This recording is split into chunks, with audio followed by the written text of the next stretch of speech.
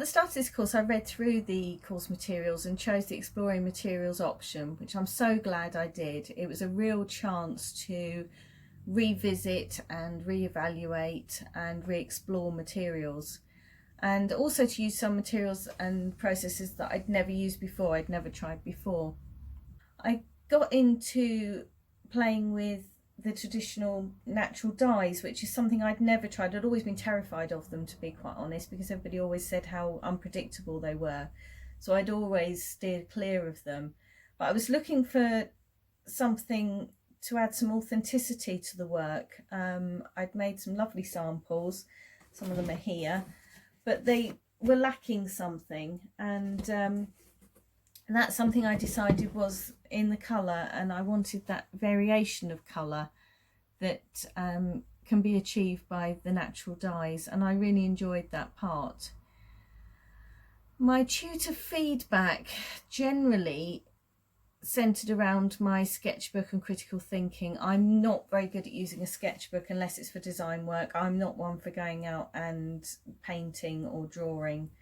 And I tend to get a bit lost with it when I'm doing a process-led approach. So for example, when I was doing the eco printing, I was at a bit of a loss as to how to integrate the sketchbook into this, because you can't plan it. You literally put your leaves onto the fabric, you roll it around a stick and boil it for 2 hours, and you don't know what you're going to get until it comes out. It's only recently in conversations with Rebecca really that I've realised that what I could be doing is literally drawing the leaves that I'm working with, or the plants, or the situation that they grow in. I need to be looking around me and drawing the context almost, not necessarily designing. So that's been quite an eye-opener for me in this course as well. Critical thinking's another problem I've had throughout the degree course really. It's not something I've ever got to grips with, and speaking to a friend of mine who's a head of art, she said that's quite common. I'm going to spend some time with her over the summer exploring it a bit more and see whether I can get to grips with it a bit. I tend to make kind of quite sweeping statements, so I just say, oh, I like this because I like the texture, but not actually say what I like about the texture.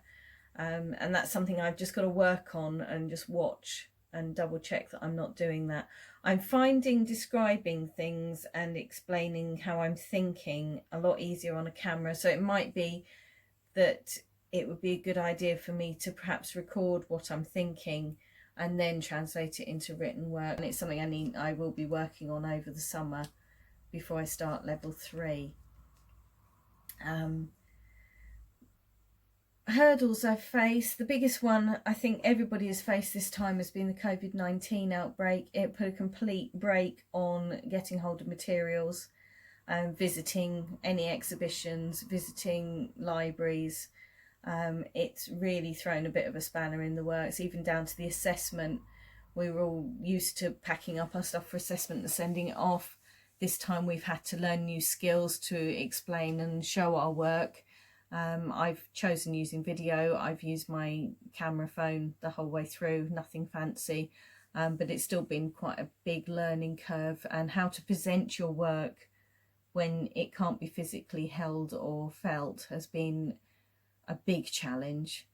Like I say, getting hold of materials. In my last part I had been exploring using these materials, the paper clay and the scrim and eco printing, and I was getting quite excited by this little sample in particular, but all of a sudden I couldn't get any more paper clay, I couldn't get any more scrim, and so it refocused me on definitely going the route of the natural cordage which grew over the road, and I could access at any time. So this showed itself up to being not as sustainable purely because I couldn't get hold of things.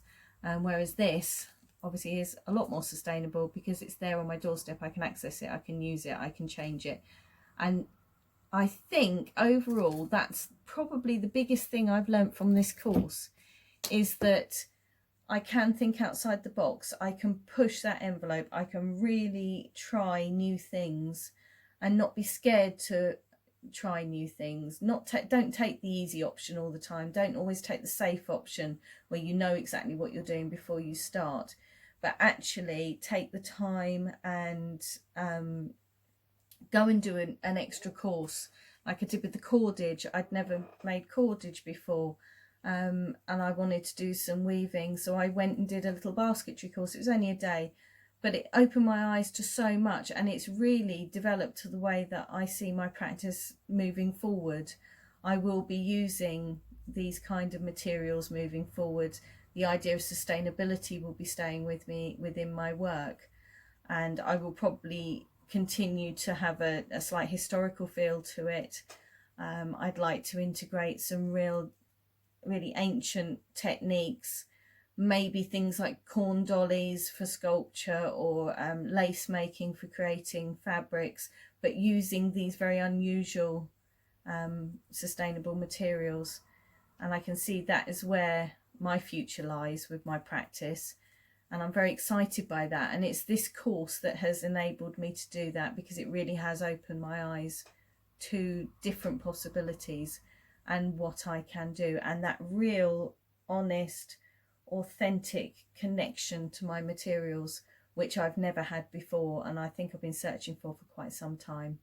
So I'm really pleased that I took the route I did through this course rather than going down the print route or something else.